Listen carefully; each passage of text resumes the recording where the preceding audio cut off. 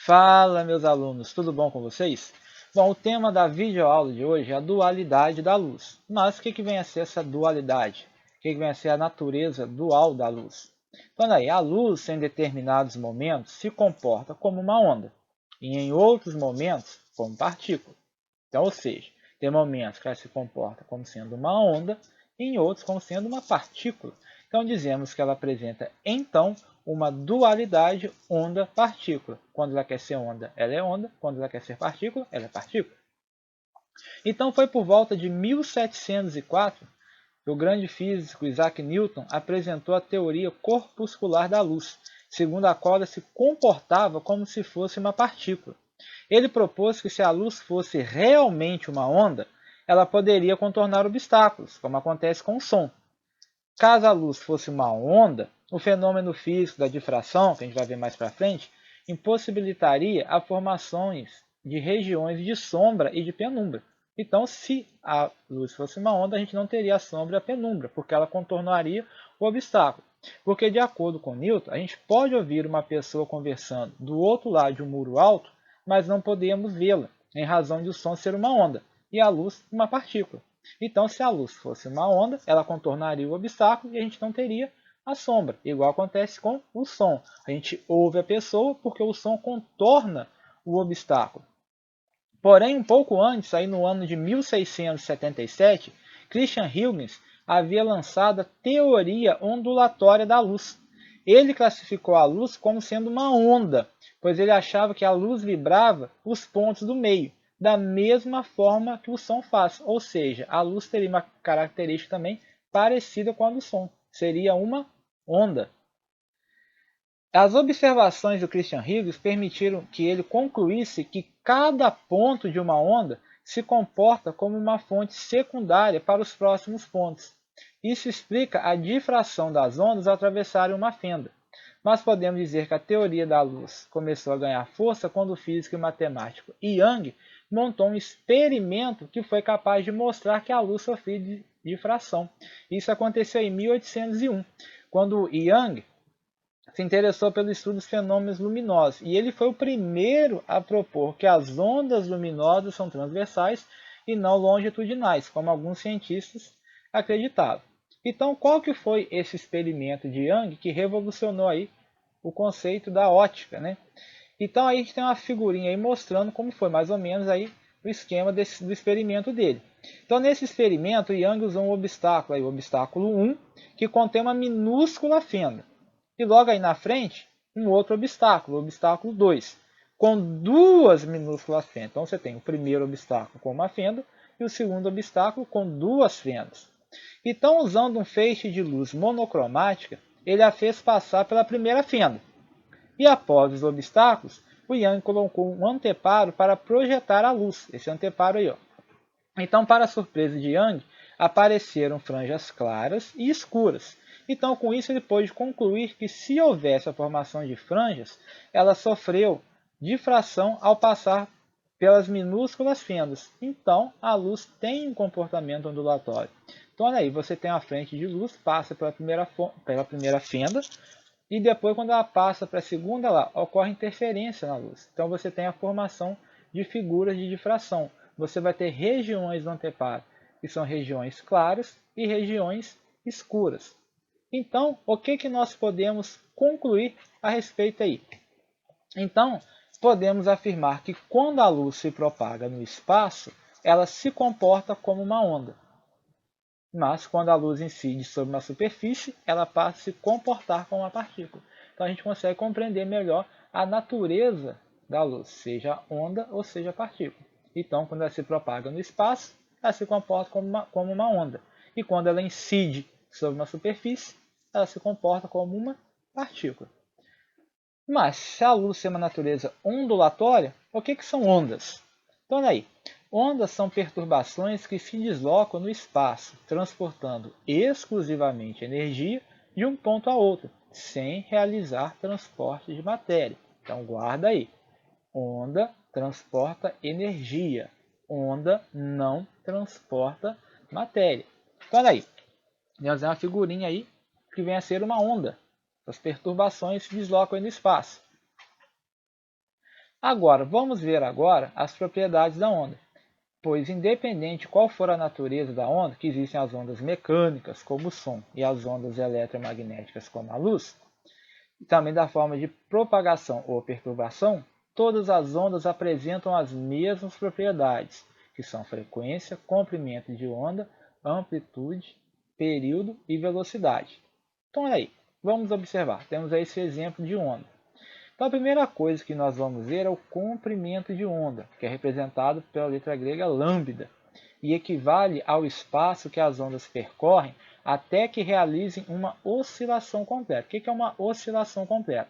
Ela sai da posição de equilíbrio, ela sobe nesse ponto mais alto, é chamado de crista, ela desce, voltando para a posição de equilíbrio, depois vai lá embaixo, no ponto mais baixo da oscilação, que é conhecido como vale, e depois ele volta à posição de equilíbrio.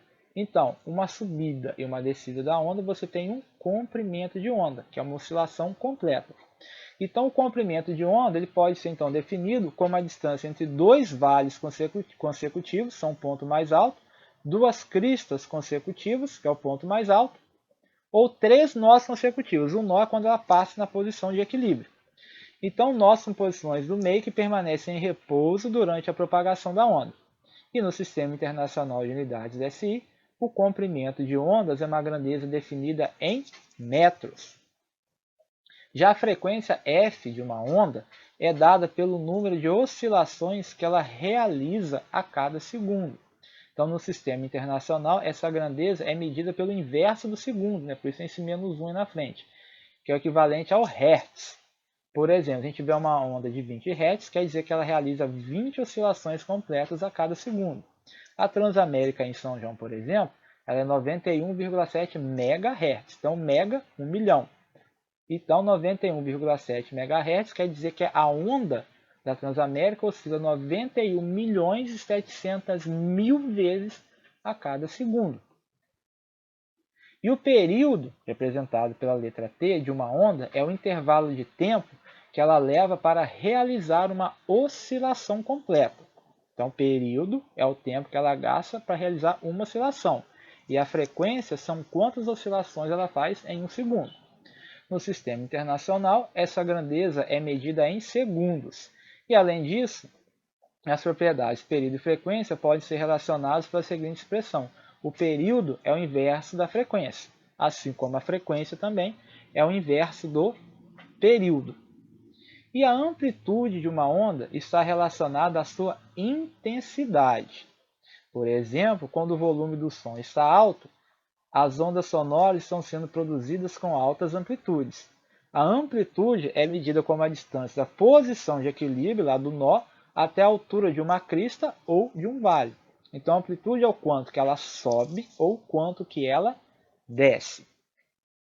Agora nós vamos ver aí a velocidade de propagação de uma onda periódica. Então, quando uma onda se propaga através de um meio, ela percorre uma distância d igual ao seu comprimento de onda lambda, no intervalo de tempo igual a um período ΔT. Então, olha aí, nós temos uma onda aí se propagando através dessa corda, certo? Se propagando aí para a direita. Então, a distância que ela percorre, olha aí na figurinha de baixo, entre A e B, é igual a um comprimento de onda. No caso, foi a distância entre três nós. Certo? Então, essa distância que ela percorre é lambda. E dura esse intervalo de tempo que ela demorou, ela gastou para percorrer esse comprimento de onda, ele é igual a um período, ΔT, que é o tempo necessário para que ela dê uma oscilação completa, para que ela execute uma oscilação completa.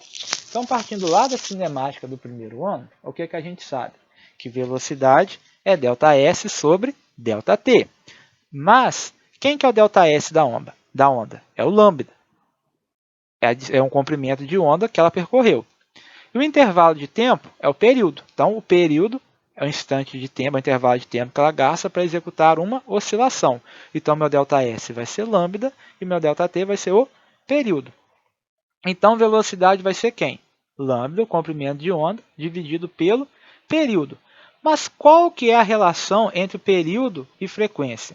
A gente sabe que a frequência é o inverso do período. Então, no lugar de 1 sobre t, eu posso escrever a frequência. Então, qual que é a velocidade de propagação da onda? Velocidade de propagação da onda V é igual ao comprimento de onda lambda vezes a frequência. Então, olha aí. V é a velocidade de propagação da onda, medida em metros por segundo. Lambda é o comprimento da onda, medido em metros. F é a frequência, medida em hertz, certo? E para terminar aí, nós temos o sistema massa-mola. O que é um sistema massa-mola? Quando a gente tem um corpo de massa m preso a uma mola.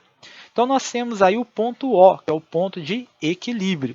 Então, eu posso ou esticar a mola até o ponto Q e soltar, ou comprimir a mola até o ponto P. No exemplo da figurinha, a mola foi comprimida até o ponto P. Então, a distância de A até o ponto P é a amplitude da onda resultante. E se eu soltar, ela vai executar o movimento oscilatório entre os pontos P e Q. P, O, Q, O, P, O, Q. Então, ou seja, ela fica oscilando entre esses dois pontos aí, passando pela posição de equilíbrio, que é o ponto O. Então, no sistema massa-mola ilustrado na figurinha, qual que vai ser o meu período de oscilação?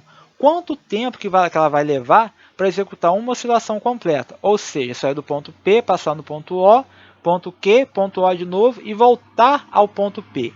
Esse período T é igual a 2π vezes a raiz quadrada da massa do corpo que está preso à mola, dividido pela constante elástica da mola, certo? Tudo bem, encerramos aqui mais uma videoaula. Agora vocês façam as atividades e até a próxima, pessoal!